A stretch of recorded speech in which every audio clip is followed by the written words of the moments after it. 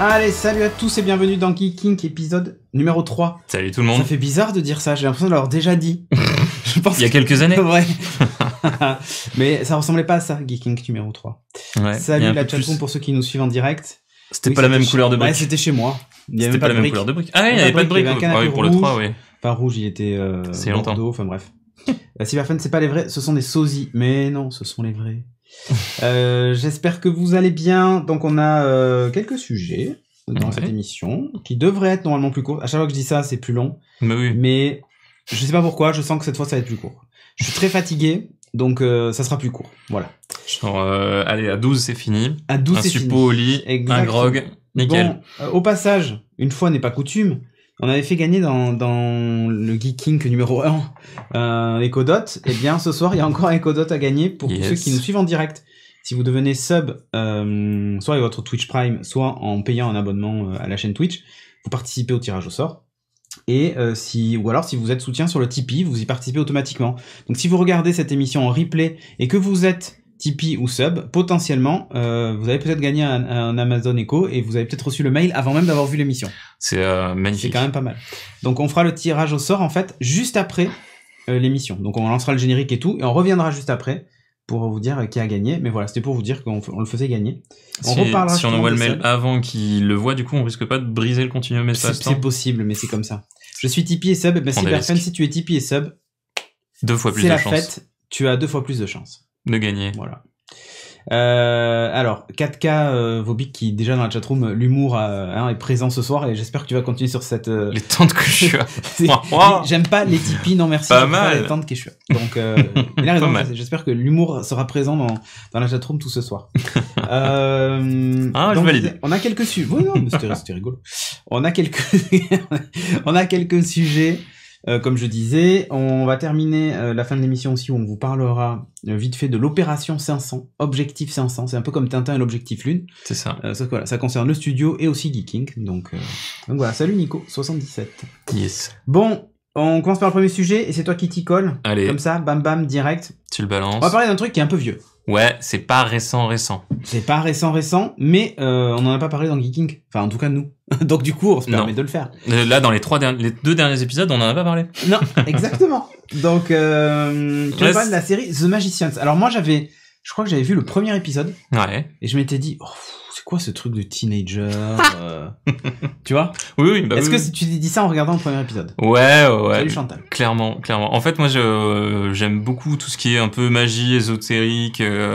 Voire même, il y a pas mal de séries sur les religions. Tu vois, les Preacher, les choses comme ça. J'adore Preacher. Preacher, moi, je suis hyper hyper fan de Preacher. Donc tous les trucs de démonologie, des choses comme ça. Ça me fait bien kiffer. Mais Preacher, franchement, c'est... Preacher, c'est un peu... bon. Voilà.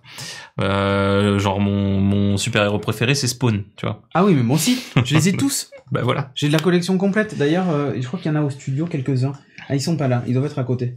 Mais ouais, j'ai la collection complète de Spawn. Ouais. Et du coup, voilà, j'aime bien tout ce qui est dans cet univers-là.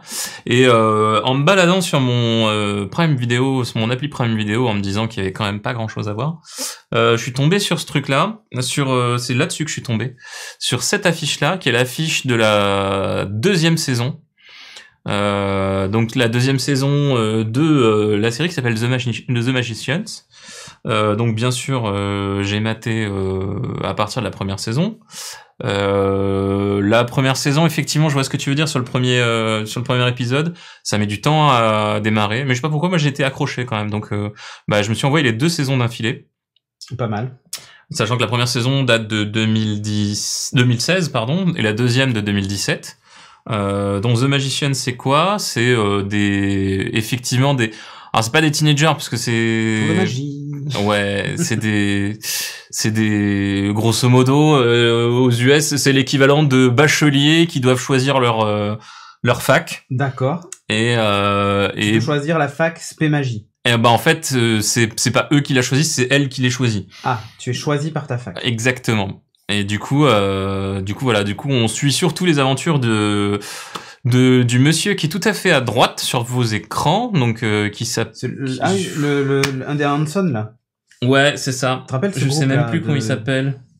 Ce groupe de musique. Mais il est tellement, en fait, ce mec, donc c'est la pièce centrale de la série. Ils ont mis un beau filtre Instagram. Hein, il est tellement naze, ce gars. C'est l'un des moins que j'ai mis dans le truc final d'ailleurs. Il est tellement naze qu'en fait tu sais même pas. Tu sais pas pourquoi il est là. Ouais. Non, c'est pas ça, c'est que tu regardes surtout tout le reste en fait. Ah, tu vois, Hanson, doo-wop. Hein, les gens ils sont au taquet. Merci pour le Twitch Prime, El Chico. Yes, merci. Et du coup moi j'ai bien aimé cette série franchement globalement. Donc on revoit le gars ici. Donc il fait un superbe. Il fait des tours de magie incroyables. Tour de magie. Qu'est-ce que c'est ? Ah, c'est un avion. C'est un avion, exactement. C'est un avion en pièces détachées. En fait, il le fait se construire par magie dans l'air. Et en fait, globalement, la magie, les effets spéciaux sont plutôt pas trop mal foutus. Les gifs mettent du temps à charger, hein, donc quand tu cliques, ça met un peu de temps, c'est normal. Donc il y a quelques effets spéciaux, tu vois, qui sont vachement légers. Tu vois, la nana, on voit un petit peu de trucs bleus, machin, etc. Bon, c'est parce qu'elle est hyper chargée en magie, machin, etc. Ça sort par les pores de sa peau. Et elle a pris une charge. Moi aussi, quand j'ai pris une charge, ça sort par les pores de ma peau. Je vais y aller. Mais c'est vrai. Oui, exactement. En fait, elle transpire la magie, quoi. Exactement. Alors, quand t'as pris une charge, tu transpires l'alcool. Ouais, c'est pas faux. C'est pas faux. Mais du coup, le pitch, c'est ça. Il se retrouve dans une école de magie. Il y a plein d'intrigues. Il y a plein d'amour, plein de sessions un peu Hélène et les garçons, malheureusement. Wow. Mais globalement, l'intrigue est vraiment pas mal foutue. Et plutôt complexe. Moi, j'ai vraiment. C'est pas la série du siècle, hein, clairement. Mais il y a plein de petits clins d'œil comme ça, par exemple.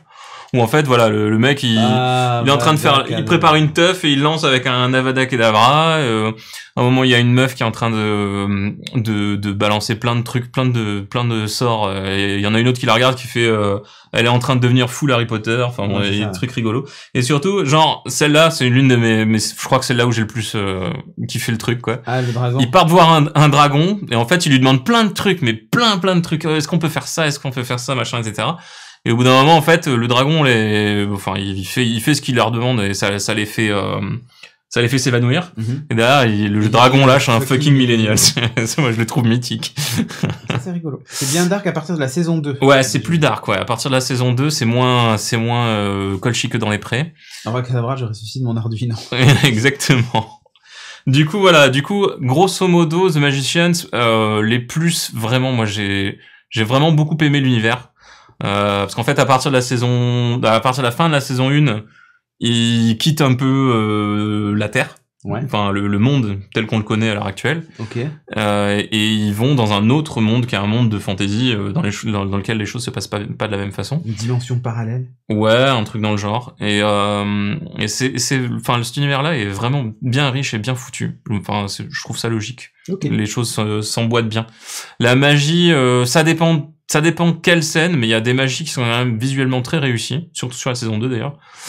Les clins d'œil marrants, j'en ai parlé. Bon, par contre, voilà, il y a des passages amour, gloire et beauté, c'est bon. Les séries américaines, c'est obligé. De toute façon, voilà, il faut que ça soit minimum pour les teenagers, voire plus. Et puis donc, il faut qu'il y ait, je t'aime, moi non plus, bisous, machin. Non, je te déteste, t'es vraiment un salaud. Enfin, la totale. Et voilà, et le plus gros point négatif, le héros est un gland. Attends, 4K Vobik, là, il dit la fille, elle répond à son père dans la saison 2, c'est trop dégueudin. C'est clair. C'est clair, c'est un truc de fou. La rébellion. Ouais. Et elle part en secouant sa mèche comme ça, là. Non. Non, merci, mais voilà. Twitch Prime, merci pour ton Twitch Prime, Mamdia. Ah oui, merci. Et du coup, c'est trop dégueudin. Du coup, voilà, vraiment, je vois le pas. Le héros est un gland. Ouais, je vois pas quel autre mot. Ça, c'est dit. Je ne vois pas quel autre mot s'applique au gars. Le gars est un gland, mais un vrai gland. Regarder la série. Un pur gland. Non, franchement, t'aimes ou t'aimes pas tout ce qu'il y a autour. C'est bien. J'ai adoré. Le mec est un gros naze. Mais bon, ça fait partie du pitch, ça fait partie de son truc, quoi. Il a un personnage, il est naze, quoi. Il est naze. C'est un concept. C'est un concept. Mais sinon la série, moi franchement, j'ai bien aimé. Lui, là, il découvre la magie. Ouais, bah du coup, c'est à se te demander si les scénaristes se sont pas dit en fait les gens sont tous des gros nazes, donc on va leur montrer un mec naze et puis du coup ils vont s'identifier. Voilà. En somme, c'est un chômeur. non. Oh non, ça se fait pas. Faut pas dire ça. Ça se fait pas. Ok. Non mais merci. voilà, globalement, moi j'ai bien aimé. Tu recommandes quand même ou pas? Ouais, bah oui, parce que au final, j'ai bouffé les deux saisons. Enfin, c'est un peu mon maître étalon parce que comme on a vraiment beaucoup de contenu à disposition, que ce soit à travers Netflix ou à travers Prime Video, oui. bah quand ça me saoule, je laisse vite tomber. Okay. Et là, en fait, j'ai bouffé les 2 saisons d'un coup, sans m'arrêter. Enfin, 3 épisodes chaque soir, un truc dans le genre. Et ouais, j'ai bien aimé quand même. Au global, j'ai bien aimé. C'est une bonne petite série. Ok. On enchaîne avec moi. Je vais vous parler de Seven Hugs Smart Remote. Alors ça, c'est un truc de malade. C'est le petit bidule, le petit bitonio noir. Autant te dire, je vais m'étaler. C'est le truc qui est là. Ouais, exactement, c'est ça. Alors ça, qu'est-ce que c'est? C'est une télécommande en fait. Elle est sur sa base. C'est un port USB-C qui là est un petit peu plus large pour que tu puisses, l'emboîter sans forcer. En fait. Ouais. Tu sens qu'il y a un peu de jeu, mais bon, ça sert uniquement à charger. La base quand même communique. Il y a un petit bouton dessus. Bon, bref. Et donc c'est une télécommande qui en fait a une particularité, c'est qu'il y a rien dessus. Non, c'est étonnant. C'est un écran. Tada. Et ça s'allume. Spoiler. Et ouais, bon là je suis pas chez moi donc forcément il me dit c'est pas connecté machin, c'était pour montrer un peu à quoi ça ressemblait Vas-y, éteins, avec l'écran allumé. Ouais, c'est un tournevis sonique de Doctor Who en fait. Non, pas mal. Alors je plaisante. Mais bon bref voilà, c'est une petite télécommande. Tu vois, Virtenas il dit que je parle trop fort. C'est pas c'est vrai Mais il faut baisser ton micro, je sais pas lequel c'est des deux mais non. Pierre prend le dessus. Ah mais parce qu'en fait toi, en plus t'as le micro le plus proche. Donc ah bah oui, mais tu le cherches aussi. Bah oui, c'est fait comme ça. En fait c'est la place de Christophe dans Beats. Ah. Donc forcément, comme il parle tout doucement, Christophe, le truc est un peu boosté pour lui. Moi j'ai la voix qui porte, il paraît. Bah ouais. Mais si tu veux le baisser, tu peux. Hein. Sur la table de mixage, c'est les deux qui sont à gauche. Il y en a un qui doit être vachement plus relevé que l'autre. Soyons tu le diminues un peu. Voilà, c'est tout. On fait ça en direct. C'est la Freebox c'est la télécommande de la Freebox Delta. Eh bien non, c'est bien mieux. Bah c'est celui qui est le plus haut des deux premiers. Celui qui est le plus haut. En bas, le potard qui est en bas. Ah pardon. Tu vois. Et là, normalement, si tu ajustes. Ah, j'ai l'impression que tu m'as baissé le mien, en fait. Vas-y. 1, 2, 1, 2, 1, 2. Est-ce que vous m'entendez? Est-ce que tu m'entends? Et oh, est-ce que... Oui, non, c'est bon, là, c'est bon. Touche plus. Ben c'est l'autre, alors. Alors, c'est l'autre. Baisse-le l'autre. Voilà, si tu baisses l'autre, normalement, ça devrait être mieux. Vas-y, viens voir. Viens t'asseoir, parle. Bonjour. Voilà. Assieds-toi. Bonjour. Non, il faut pas parler aussi frais. Vas-y, parle pour voir. Bonjour. Ah oui, là c'est beaucoup plus acceptable. Ah, du coup, tu vois. Ouais, mais t'as hurlé.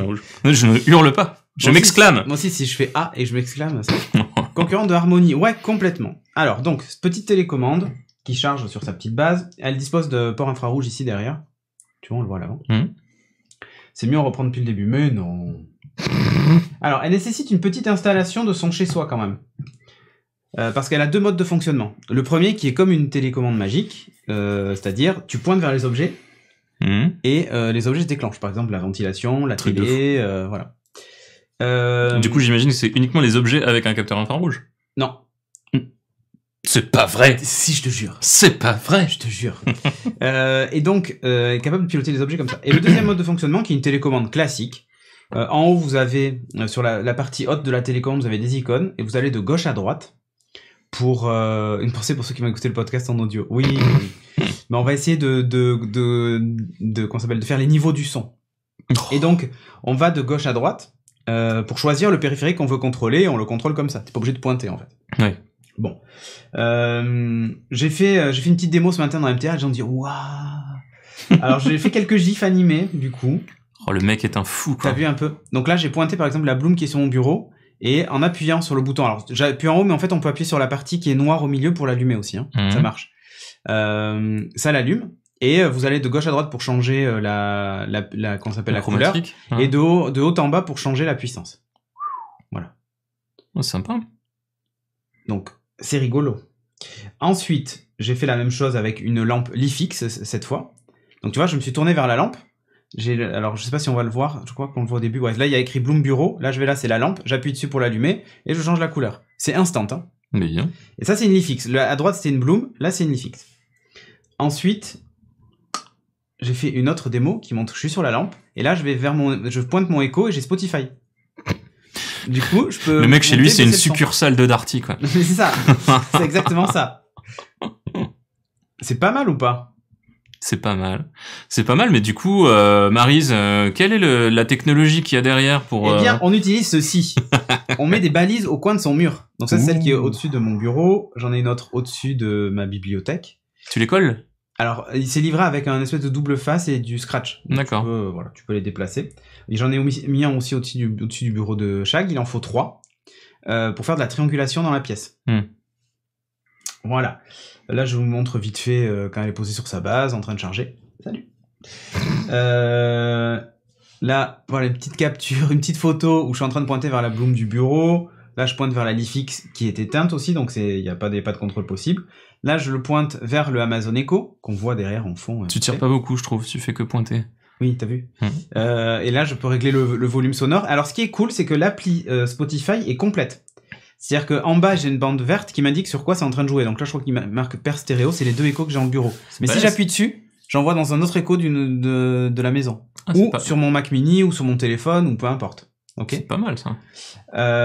Et mieux que ça encore, si, je sais pas si tu vois en bas, il y a une petite barre blanche. C'est pas la progression dans la chanson. Non. Ça veut dire qu'il y a un autre onglet. Et en swipant de gauche à droite, j'ai la possibilité de naviguer carrément dans les playlists et pouvoir changer ma musique. Ah ouais. Choisir les playlists que j'ai déjà programmées et tout ça. Oui, parce que ça, sur un écho, enfin, sur un truc qui a pas, un device qui a pas d'écran. Et voilà. C'est l'un des trucs les plus galères. Mais là, c'est choisir ta musique, quoi. Exactement. Et là, je peux choisir ma musique, monter le son, même des échos avec ça, hein. Du coup, directement. Ouais, c'est cool. Donc ça, et ça marche hyper bien. Donc là, je vous montre vite fait une photo, hein, avec l'arc-en-ciel, là, sur la Bloom, donc la Philips. Est-ce que ça gère Sonos? Oui, même dire, ça gère Sonos. Et je vous montre vite fait un petit gif animé qui va vous donner envie de vomir. Donc là, je suis sur la Bloom Bureau. Là, il y a la lampe. Là, je pointe sur l'écho. Et là, on ne voit pas la fin. Merde, c'est coupé. Et à la fin, tu pointais vers quoi? Et en fait, à la fin, je pointais vers l'interrupteur qui allume en fait mon plafonnier. Ah. Tu vois, en gros, je pointe l'interrupteur. Si j'appuie dessus, ça active la lampe du plafond. Tu sais, c'est un peu la magie, genre... Comment ça reconnaît que tu pointes? Et alors, en fait... Est-ce que tu t'es fait une routine qui met le feu en marche, qui tamise les lumières et qui met du Barry White? Eh ben non, mais j'ai fait une routine qui allume mon bureau complètement ou qui l'éteint. Je vous montre un truc.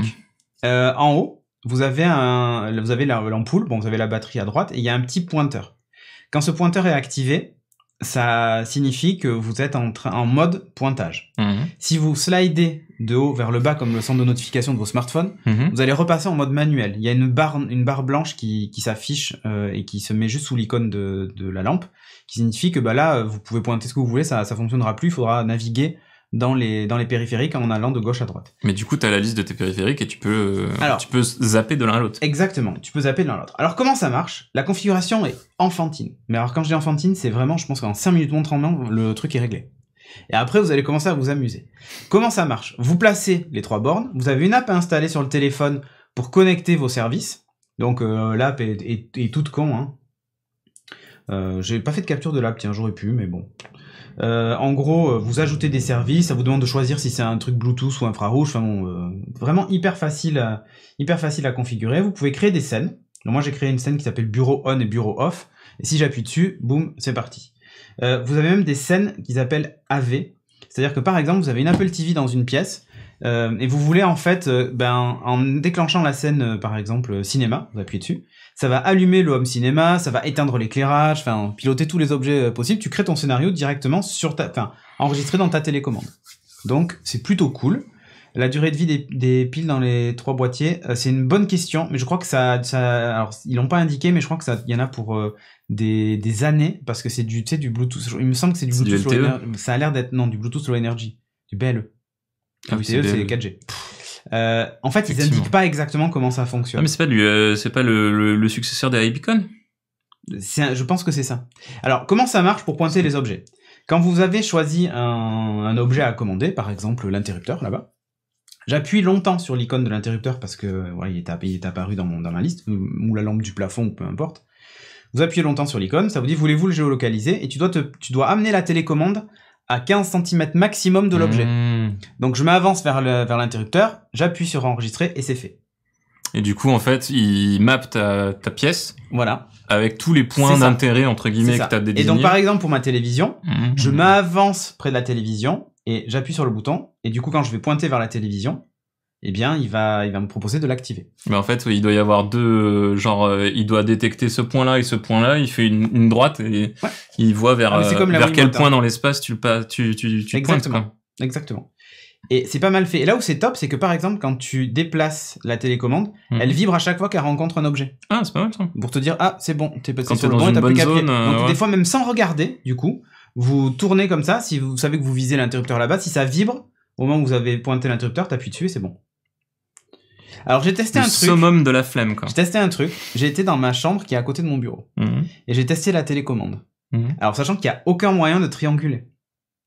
Eh bien, il a réussi à détecter quelques objets. Pas tout, mais il a réussi à avoir Spotify, donc j'arrivais à piloter Spotify, et à allumer la lampe. Et t'étais vraiment... j'étais de l'autre côté du mur. Oui, mais tu pointais vraiment vers les trucs... Oui. Après, la triangulation, tu peux la faire... Enfin... Non, mais là, elle était vraiment que dans cette pièce-là. J'étais vraiment en dehors du triangle. Oui, mais... Ça déborde un peu. Tu veux faire une triangulation externe, elle est beaucoup moins précise. Et c'est pour ça que j'ai pu en activer que 1 ou 2. Ça marche évidemment que dans une pièce. C'est ça qui est chiant, c'est la limitation du système. C'est clair. Mais l'idée globale, c'est pour les lofts. Bah, pour les lofts. Mais surtout, c'est une télécommande qui est faite à la base pour être dans le salon. Ça, clairement, hein. Ils mettent en avant énormément la télévision. Vous mettez votre télécommande infrarouge, vous pouvez prendre toutes les touches et les personnaliser, parce que c'est un écran, donc du coup. Ah, de la télé? Ouais. Ah bah ouais, du coup, tu peux faire n'importe quel truc, ouais. Tu peux faire une, et là où c'est fort. Ça fait télécommande universelle, quoi. Exactement, c'est ça. Et on m'a posé la question, si par exemple, j'ai 2 appareils, une Apple TV et une barre de son, ou même 3 appareils, une Apple TV, une barre de son et une télévision, comment je sais laquelle je contrôle quand je pointe? Ouais. Bon, eh bien en fait, ils ont trouvé une feinte. C'est-à-dire que quand vous pointez sur un objet et qu'il y a un autre objet à côté, en haut, vous avez l'icône de l'autre objet. Donc, c'est un mode semi-automatique. C'est-à-dire qu'il sait que là, il y a 3 objets.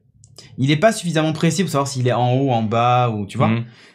Et donc du coup, qu'est-ce qu'il te propose? Ben, de t'afficher les 3 objets en haut. En général, t'as rarement plus de 3 ou 4 objets, tous ensemble, tu vois. Bon, ça pilote quand même la Xbox, ça pilote plein de trucs. Donc clairement, il y a moyen d'avoir plusieurs objets au même endroit. Mais vous pointez, vous choisissez le device que vous voulez, et puis voilà.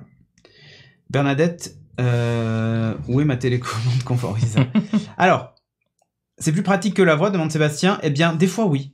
C'est-à-dire que des fois, t'as pas spécialement envie de demander à allumer la lumière, ou tu vois. Et moi, les moments où je me rends compte, hein, les moments où je m'en sers le plus de la voix, c'est le moment où, par exemple, je quitte mon bureau avec, je sais pas moi, ma tasse de thé et ma bouteille d'eau pour aller la remplir, et je demande à éteindre la lumière ou à l'allumer, tu vois, quand je reviens, avec les mains pleines. Le cas se présente au moins 2-3 fois par jour, donc c'est pas un cas limité, c'est vraiment ça. Par contre, quand je suis assis à mon bureau, en train d'écouter de la musique au casque, ou en train de parler à quelqu'un, et je veux allumer la lumière, ou l'éteindre, bah je vais pas enfin, jusqu'à présent, je faisais ça, je demandais à mon Amazon Echo d'éteindre la lumière. Mais quand t'es pas tout seul, c'est un peu chiant. Alors, et ça m'aide vachement. Alors, je l'ai mis moi dans le bureau et pas dans le salon, pour une raison simple, c'est que bah j'ai vachement d'objets connectés dans mon bureau et que bah je me suis dit c'est un endroit pratique pour l'avoir, donc voilà. Tu passes beaucoup plus de temps dans ton bureau que dans mon salon. Donc voilà. Tant qu'à faire, autant la mettre là. Alors, tout n'est pas parfait dans le monde parfait des bisounours. Vous le savez.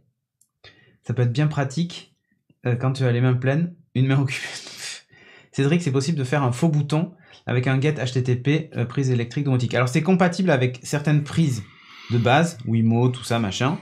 Mais c'est pas, tu peux pas, aujourd'hui en tout cas, le système n'est pas suffisamment ouvert pour t'amuser à faire des get et des trucs comme ça.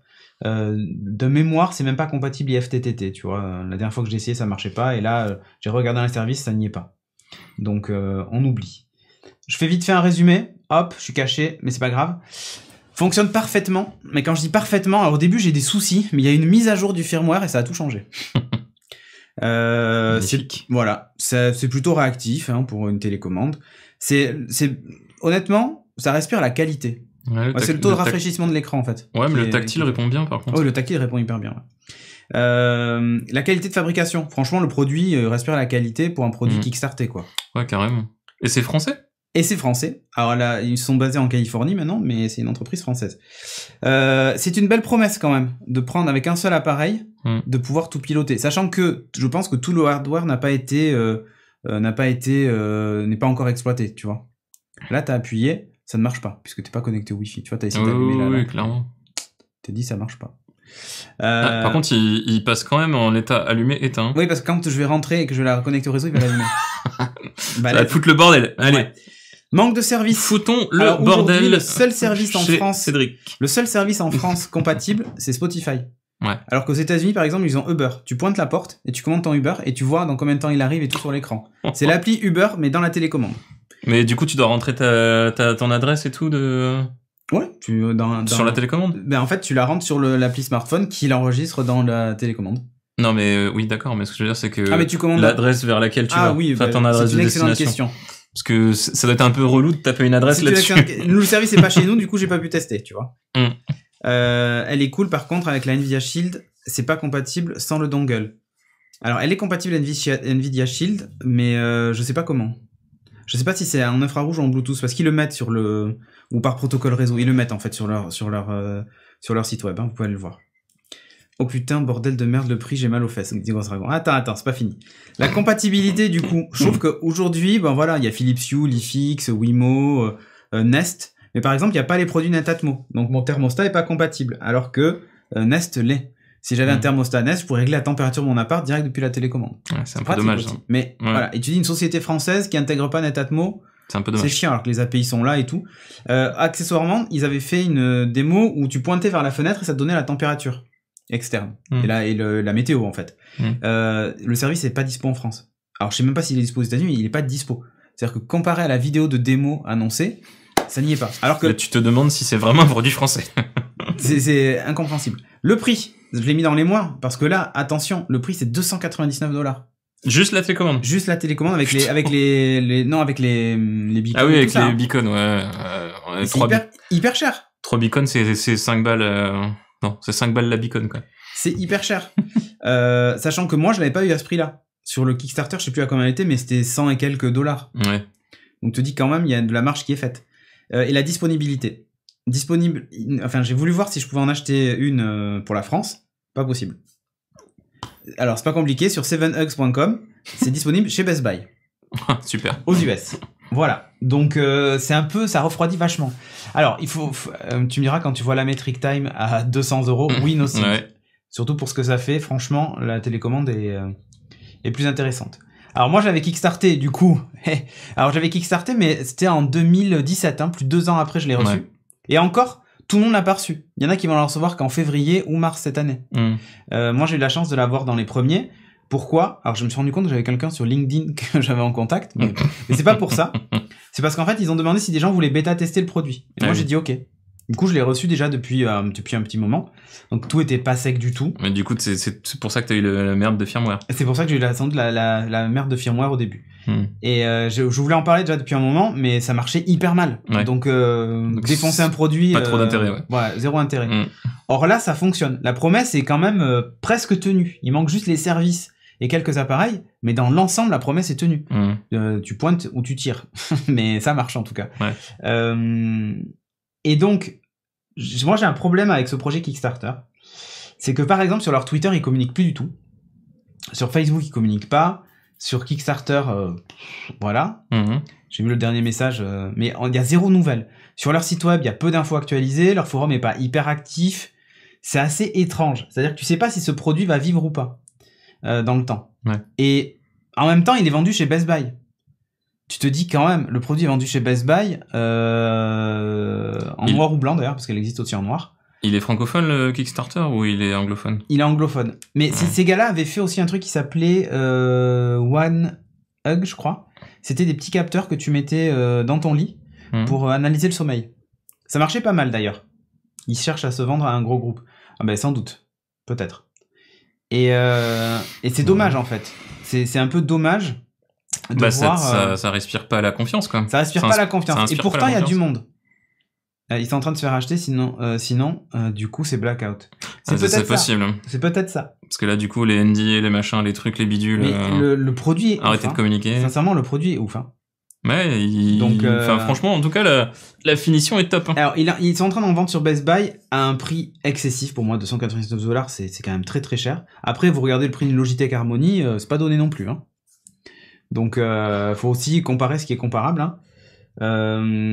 L'intérêt vraiment de cette télécommande, c'est le coût du pointage. Donc, honnêtement, ils ont un train d'avance là-dessus. Ils vont être achetés par Netatmo, si ça se trouve. Peut-être. Ça me rappelle le unibody du Lumia 800. Oui, exactement. le matériel, tu vois. Ouais. Et la finition au doigt. Là. Ouais. Ça fait vraiment Lumia 800. Ah, mais c'est top, hein. Franchement, c'est top. Et aussi, je me pose des questions parce que tu vois, ils sont en train de livrer déjà des clients américains au Best Buy et tout. Et il y a des gens du projet Kickstarter qui l'ont pas encore. Ouais. Je trouve ça pas très réglo. Alors, ils disent qu'ils ont des problèmes de logistique pour livrer en France, machin et tout ça. Ça me semble un peu étonnant. En France et en Europe d'ailleurs, ça me semble un peu étonnant. Le siège de Seven Hugs est en Californie. Voilà. Après, s'il y a des gens de chez Seven Hugs qui nous regardent, tout ça, s'ils peuvent apporter quelques éclairages. Parce que c'est vrai du coup, on est plutôt dans l'attente d'informations concrètes. Peut-être qu'ils sont mal au niveau financier. S'ils sont mal au niveau financier, ça expliquerait pourquoi ils communiquent pas, parce qu'ils ont plus personne. Oui. Ils ont peut-être plus personne pour s'occuper de la com. Et là, dans les supputations, on n'en sait rien, en fait. Oui, bah non. Mais par exemple, la stratégie de livrer d'abord ceux qui payent le plus et ensuite ceux qui ont déjà payé ceux qui payent le moins payent pour les autres, quoi. Bah voilà, donc il y a peut-être une stratégie de ce côté-là, quoi. Tiens, voyons voir. Seven Hugs. Qui peut être subi. Kickstarter. Ils avaient eu un prix d'ailleurs au CES en 2017 pour cette télécommande. Netatmo, c'est le grand maintenant, tout à fait. Ils vont sonner à la porte. Google, ils avaient racheté quoi? Ah, c'est Nest qu'ils avaient racheté, c'est ça? Google? Ouais. Kickstarter. Voilà, la Smart Remote. Je vais vous dire combien c'était.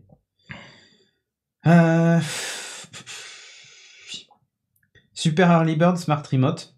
$99. Ah ouais, $99, ça va. Voilà. C'est un prix honnête. Voilà. Et normalement, la livraison était prévue en juin 2017. Ouais. Ça, c'est Kickstarter. Voilà. On est arrivé plutôt à fin 2018. Plus d'1 an et demi de retard, mais $99. J'ai aussi la Seven Hugs, dit Yank FR. Ah, et alors, qu'en penses-tu? Moi, en tout cas, je suis assez satisfait du produit. Ça, très clairement.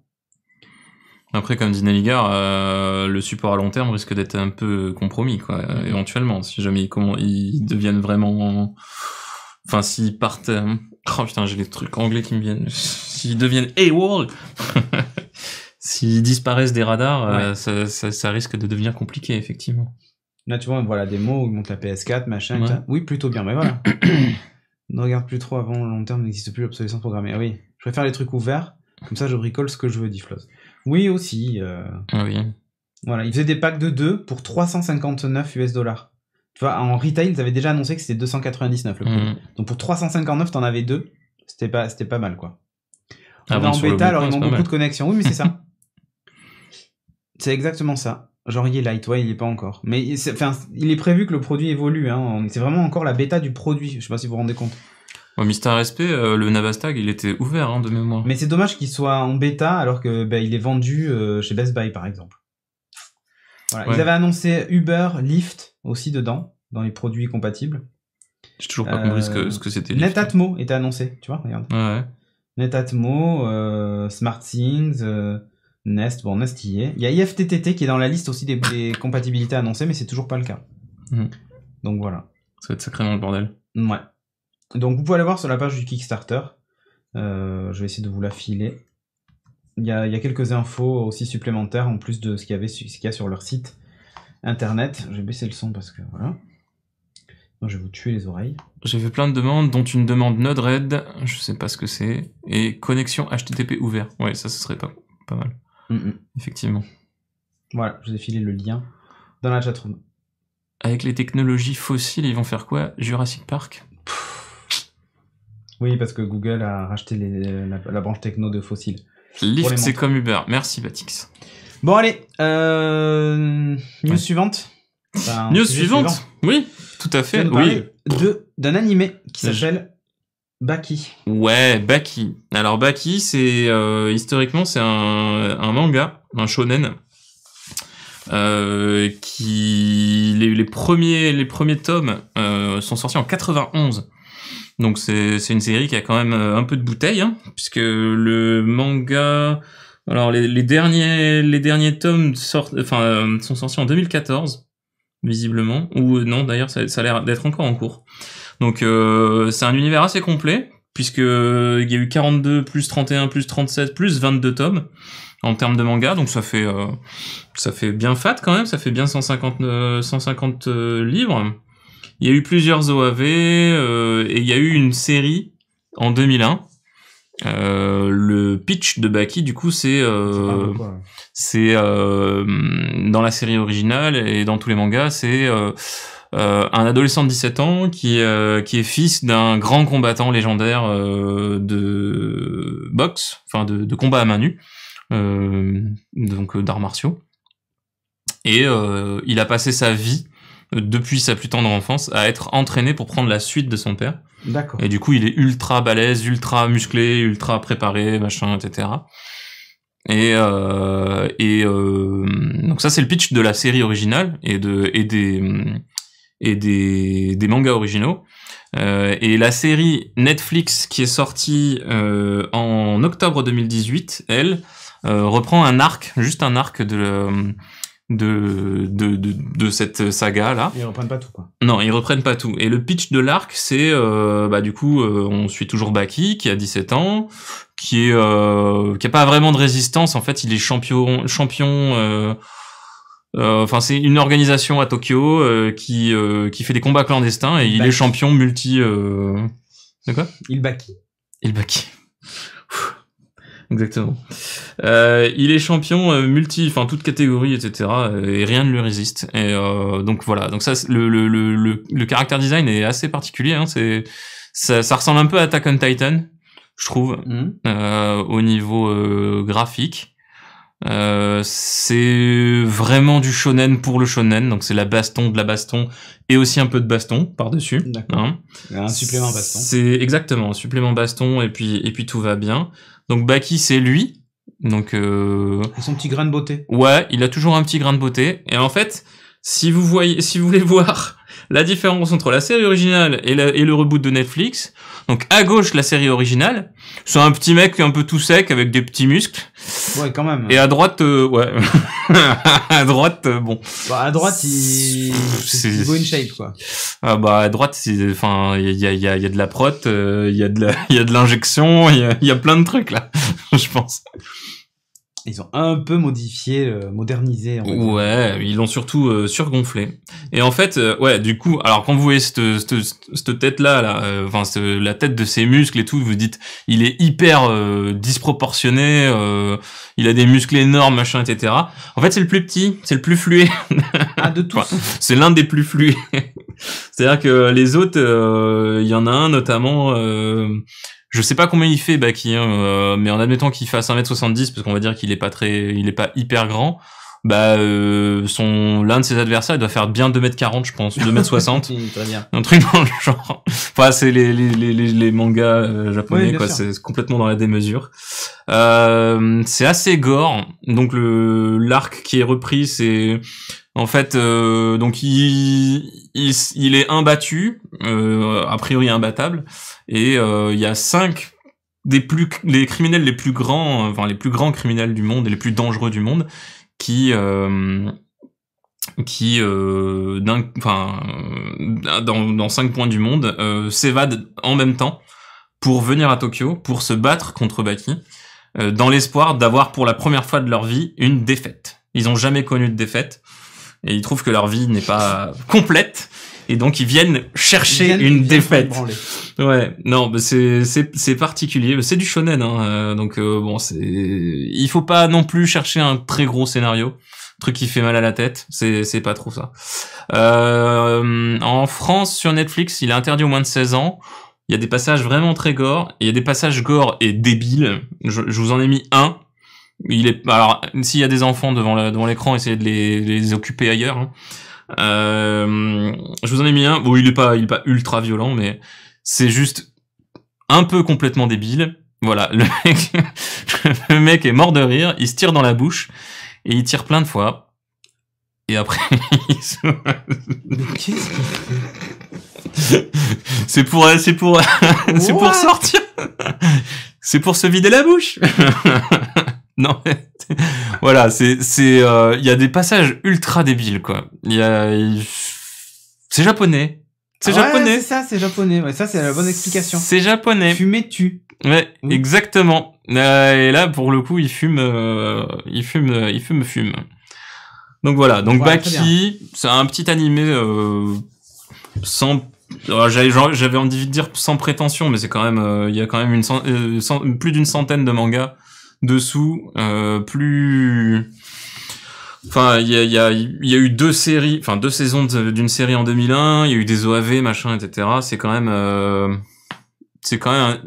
C'est héritier d'un long passé, on va dire.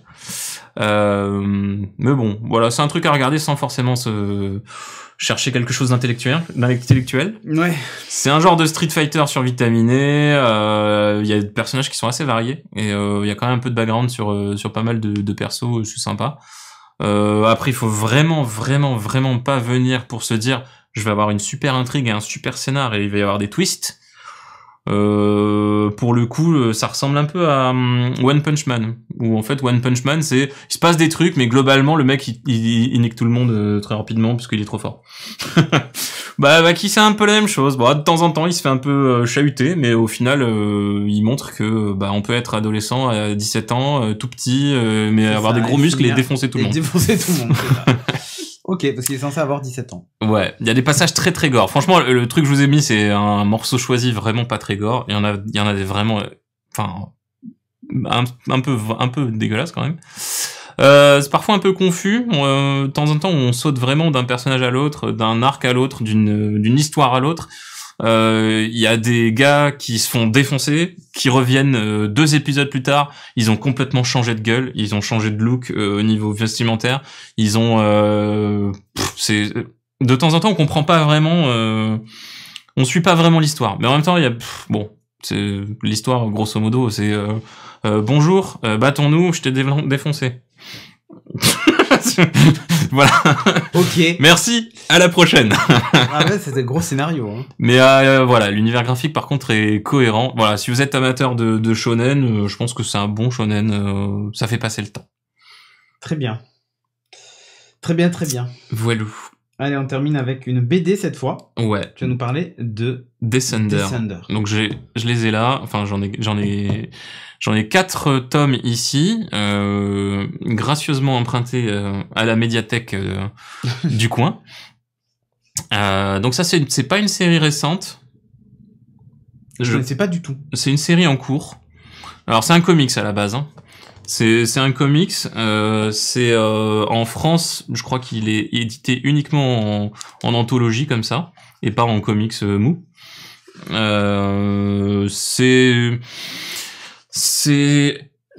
Comment dire? C'est spécial le trait. Ouais. On dirait Keanu Reeves quoi.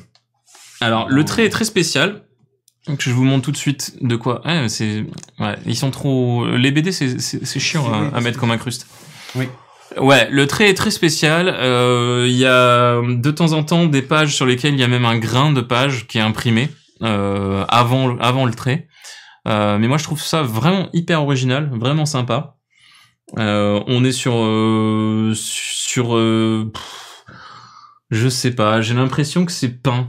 Ouais, c'est ça fait un peu peinture à aquarelle par endroits. Ça a l'air d'être peint, moi je trouve. Mais je trouve l'univers graphique vraiment très très sympa. Le pitch c'est donc dans le premier tome, on se retrouve assez rapidement face à 7 scènes qui est en fait en orbite autour d'une planète, enfin de toutes les planètes habitées, parce qu'il y a plein de planètes habitées par plein de races qui cohabitent au sein d'un gros conglomérat extraterrestres, de gens. L'ONU de la galaxie. Voilà, l'ONU intergalactique. Ouais, Mister SP, ça ressemble un peu à Bilal, en plus mainstream, j'ai envie de dire, parce que Bilal est quand même très très particulier dans son trait. Là, on est plus vraiment sur du comics. Même si la mise en couleur est vraiment pas habituelle pour des comics. On est vraiment sur du comics. Donc voilà, il y a ces robots là qui sont monumentaux puisqu'ils font à peu près la taille de la planète. C'est un gros truc. Qui apparaissent en orbite autour des planètes et en fait qui se mettent à tirer comme des gros bourrins et qui défoncent, je ne sais pas combien, mais un fort pourcentage de la population de toutes ces planètes là et qui donc font un peu une espèce d'apocalypse à l'échelle intergalactique. Ok. Puisque toutes les planètes mangent quasiment toutes de la même façon. Et on suit l'enfant, enfin l'enfant qui est tout à fait en haut là, qui est le petit brun, qui est j'allais dire un drone, non, qui est un androïde, de compagnie. Un drone. Ouais, c'est ça. C'est un androïde de compagnie qui est créé à la base pour les prêtres. Pour être une espèce de oh, putain. Pour faire partie d'une famille en fait, pour intégrer une famille et devenir un frère, un fils, machin, mais un peu moins chiant. Quand il fait chiant, on l'éteint, on le met dans le placard. Ouais, voilà. Et c'est ce qui se passe d'ailleurs. Un enfant pas chiant. Exactement. Et ce gamin là, en fait, s'est fait désactiver juste avant que les événements arrivent, et il se réveille genre une dizaine d'années plus tard. Dans un monde où tout le monde est mort, machin. Où tout le monde est mort, machin. Et je raconte bien. Il marche avec la télécommande 7 Hugs, pourquoi pas? Je suis pas sûr. Il faudrait lui coller quelques balises sur la tronche. Android, je ne sais pas non plus. C'est Android Pie, on ne sait pas non plus. S'il est sous Android, risque d'avoir des petits glitches. Il y en a un autre qui lui ressemble beaucoup, puisque c'est une série de robots qui s'appelle Team quelque chose. Donc c'est Team 21 et Team 22, qui lui est sociopathe. Okay. Profondément sociopathe, c'est un robot tueur et qui choisit d'être roux à un moment pour se différencier de l'autre. Et il essaye de le buter en fait, parce ils sont les robots en fait sont programmés pour avoir un trait de personnalité dominant. Ok. Et le roux c'est la jalousie. Top. Ça c'est du trait de personnalité constructif. Et ouais, moi j'ai bien aimé, parce que je vais pas vous raconter la suite parce que sinon ce serait défoncer l'intrigue. Ah mais attends, je lis le pitch. La galaxie se remet péniblement du traumatisme causé par l'apparition il y a 10 ans des moissonneurs. C'est Mass Effect. En tout cas, les gros robots, ils les ont baptisés les moissonneurs. Des robots de la taille de planète qui préfigurent la révolte des machines contre les humains. C'est dans cet univers en pleine reconstruction qui a depuis appris à haïr le genre mécanique que s'éveille Team 21. Voilà. Ouais. Oui, parce que globalement, je voulais en parler. Moi, je dis pas le reste parce que c'est un peu spoilé. Ouais, c'est clairement du spoil. Donc la patte graphique est vraiment très originale, l'intrigue est prenante et elle est complexe, elle est multiniveau, c'est vraiment sympa. Les personnages aussi sont très complexes. Par contre, voilà, j'ai mis dans les moins voire trop manichéens. Effectivement, comme tu l'as dit dans le pitch à l'arrière là, grosso modo, on a les machines, on a les humains, ils appellent ça des humains, mais c'est toutes les races extraterrestres et humains confondus. Quoi. Les organismes carbonés. Il y a les siliciums d'un côté, les carbonés de l'autre. Grosso modo, les carbonés, ils se divisent en ceux qui veulent absolument exterminer les robots, mais en mode massif, en mode génocide en tant que race faite de silicium, et ceux qui en ont rien à branler. Très bien. Grosso modo, qui veulent faire autre chose, qui veulent passer à autre chose, quoi. Et du coup, c'est vrai que il y a quand même ça, c'est un truc qui m'a dérangé dans la série, c'est que c'est vraiment une vision hyper manichéenne, quoi. C'est un peu voilà, aux US souvent ils forcissent énormément le trait sur qu'est-ce que sera l'humanité plus tard, et en fait c'est tout ou rien, et puis c'est un peu dommage parce que du coup ils auraient pu ajouter un peu de richesse de ce côté-là. Ouais. Et puis en moins aussi j'avais mis quelques longueurs parce que l'intrigue est très prenante, mais bon il y a quand même quelques longueurs un peu à un poil relou. Mais sinon, franchement, si vous avez l'occasion de les emprunter dans une médiathèque ou même de les acheter, foncez dessus. Je les ai dévorés, les 4 tomes. Là. Il y en a un 5e qui est pas encore dans ma médiathèque, mais que je vais m'empresser d'aller chercher. Ok. Et franchement... C'est Urban Comics, et c'est des indies, donc c'est des comics indépendants. Ouais, très très bonne série. Ouais, édité chez Image Comics. Une petite perle. Vraiment. Ouais, ok, parfait. Mais en tout cas, ça donne envie. Yes. Descenders ou Descenders, je sais pas comment on le dit. Mais voilà, c'est comme les Defenders, mais pas... Le pitch me rappelle vite fait le film Extinction. 15 € pièce, hein. J'ai pas vu le film Extinction. Bah, les BD, en général, c'est 15 €. Ouais. Bon, allez, on arrive à la fin. Yes. On va conclure vite fait. Alors, du coup, on n'a pas de choses à dire. On lance l'objectif 500. Il faut qu'on arrive à 500 subs 2 mois d'affilée. Ça va être chaud. Mais c'est important pour nous. Ça va nous permettre d'aider le financement du studio et de Geeking aussi. Puisque ça va nous permettre de toucher un peu plus d'argent de la part de Twitch. 20% supplémentaire, ce qui n'est pas négligeable. On pourrait mettre le chauffage. On pourrait mettre le chauffage. On commence à avoir froid aux mains, tu vois. C'est clair. Les extrémités commencent à blanchir. Voilà. Ensuite, dans la fin, moi j'ai un petit coup de cœur. Je sais pas si c'est vraiment un coup de cœur, mais merci Prozine pour le Twitch Prime. Yes. Pas un coup de cœur, mais on va dire une petite découverte en jouant à Fortnite la semaine dernière. En fait, j'ai découvert ce jeu. J'avais beaucoup d'a priori sur le jeu. Tu vois, les Kikou, machin, tous les wesh qui jouent, enfin, c'est n'importe quoi. Bien, en fait, je me suis rendu compte que le jeu était plutôt fun à jouer. C'est pas prise de tête. En fait, c'est le genre de jeu où tu pourrais y jouer, faire une partie comme ça vite fait. Et j'ai presque envie de dire, même si tu meurs en boucle, tu trouves quand même... Ouais, en fait, tu t'en fous. C'est ça qui est étonnant. Alors que dans PUBG, c'est frustrant. Oh bah, je trouve que dans Fortnite, ça allait beaucoup moins. Je sais pas pourquoi, en fait. C'est totalement différent de PUBG, hein, mais c'est beaucoup moins frustrant. C'est parce que PUBG, c'est peut-être beaucoup plus basé sur le skill et sur pourtant, c'est punitif, hein. C'est violent, PUBG. Hein. Non, mais Fortnite, c'est très punitif aussi.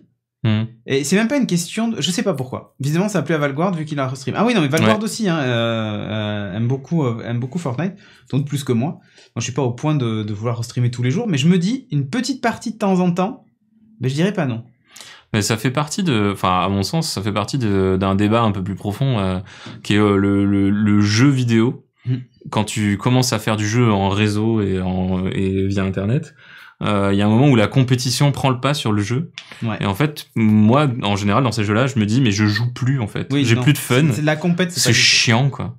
C'est chiant. Au final, t'arrives, tu débarques au milieu de plein de gens hyper doués et voilà. tu te fais rincer, quoi. Et et je connais des gens qui, à l'inverse, ne voient pas l'intérêt de jouer à un jeu s'il n'y a pas de compétition. Ouais. Shag, par exemple, elle conçoit pas les jeux à histoire, ça, elle s'en fout à la limite, ou alors il faut qu'il y ait un challenge, quoi.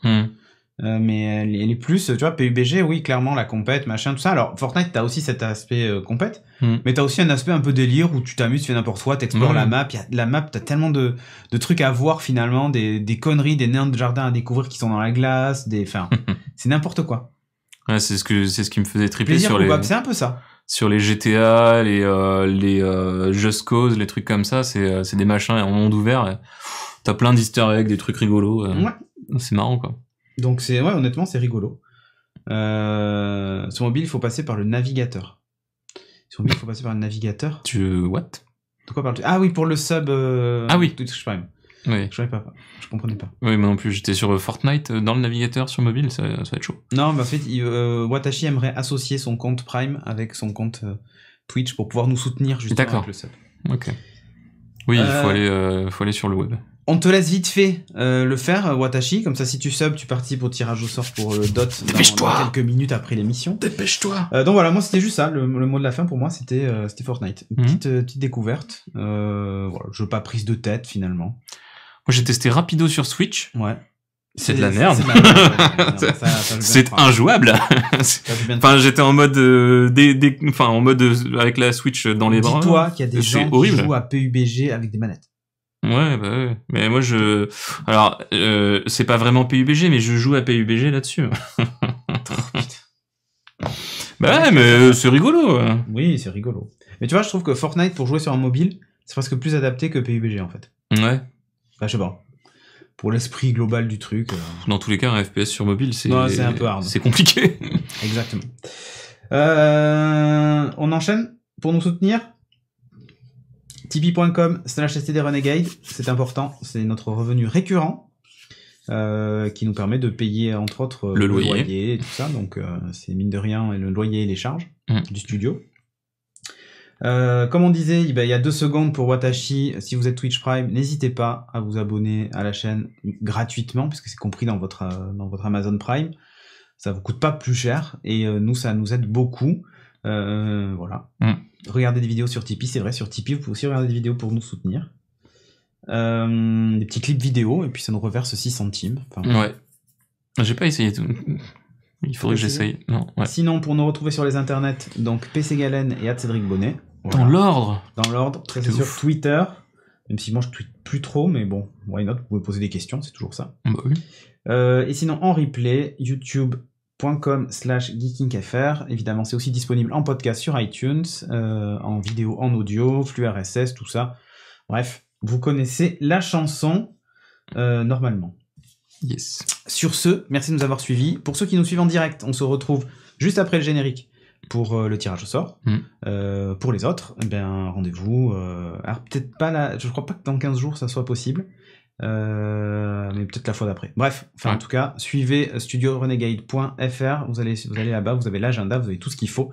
Merci encore de nous soutenir. Merci à tous. Bye.